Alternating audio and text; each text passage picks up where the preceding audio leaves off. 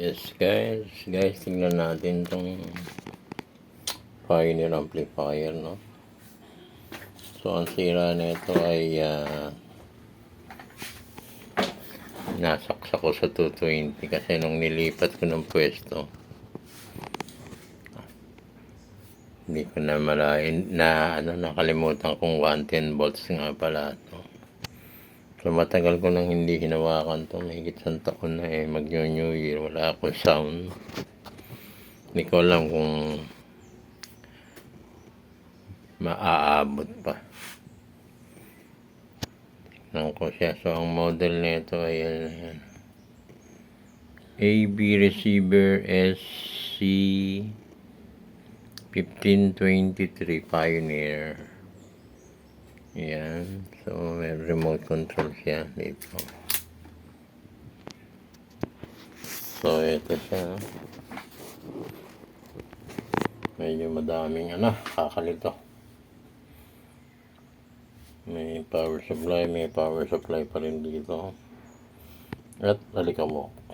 Bubugahan natin mamaya yan, no?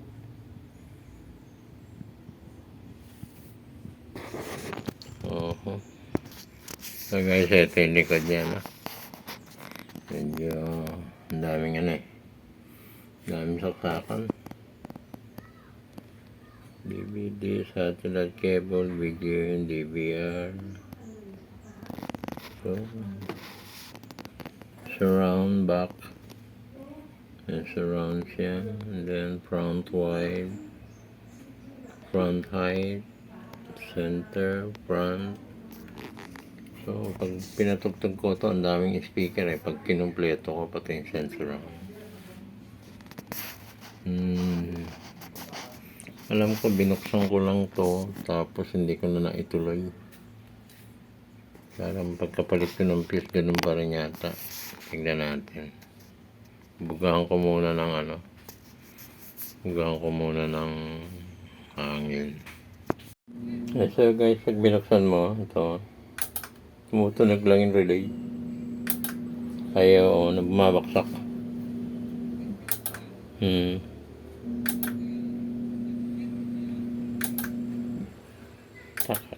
Tak.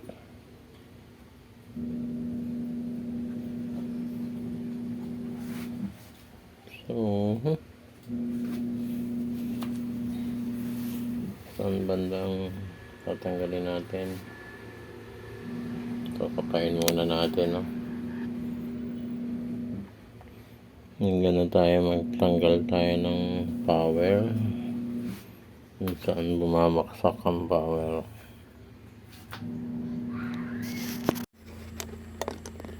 So guys, kung may pag-asa, kasi fuse mo kung fuse lang ito yung FU1, fuse 1. So nagkaroon siya ng pag wala to, yung relay bumabalik, ayaw mag-fix.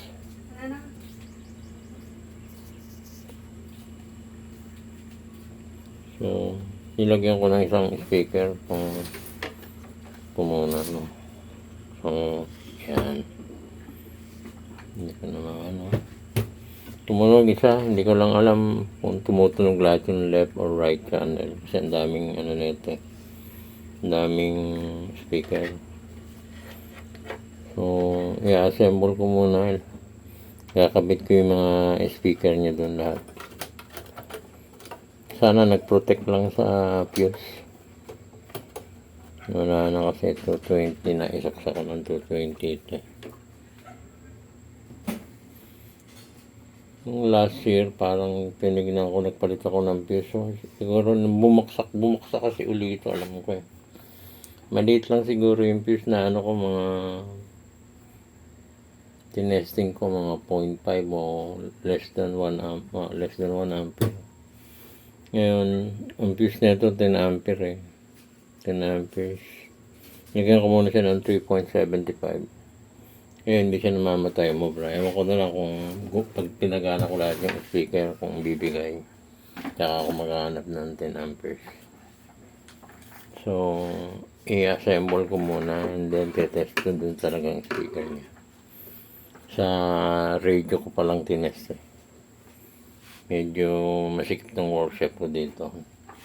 Andun pa yung mga speaker ang lalaki, hindi ko pwedeng anuhin. Tingnan natin. Sana wala na maging problema para walang gastos. Wala maganda, walang gastos.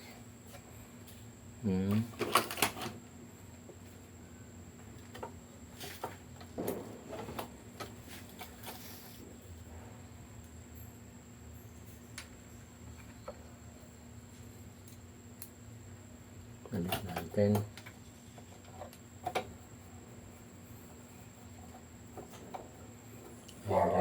Ingat kasi mahirap masabitan.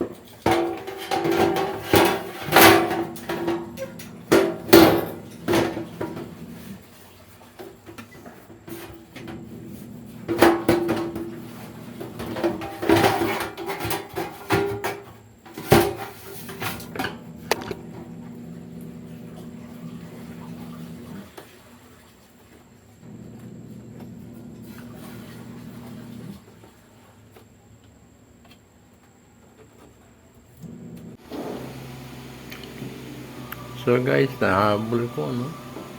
Fuse lang ang naging sira. 9:45 na ngayon ng gabi. Malapit na mag-Christmas, mag-New Year's Eve na. Putukan na. Wala kasi akong sound eh.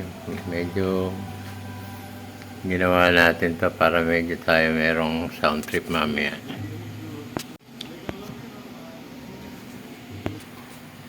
So guys, pag New Year, lagi kong pinatutugtog tong drum set ni Mark Pakpako. Talagang maingay. Pagka tinodo mo sa volume ko.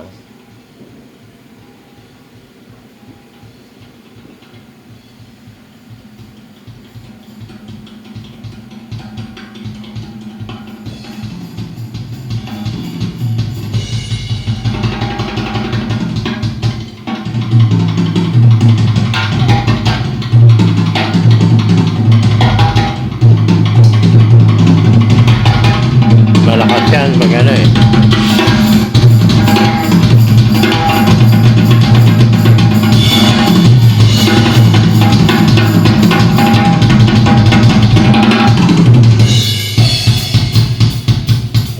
yung pang alas 12 ko.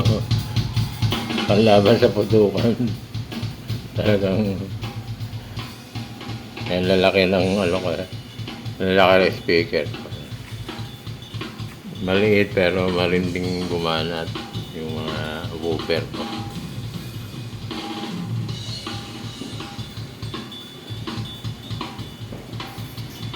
So guys, okay, Happy New Year. Medyo meron tayong pan-sound trip mamaya.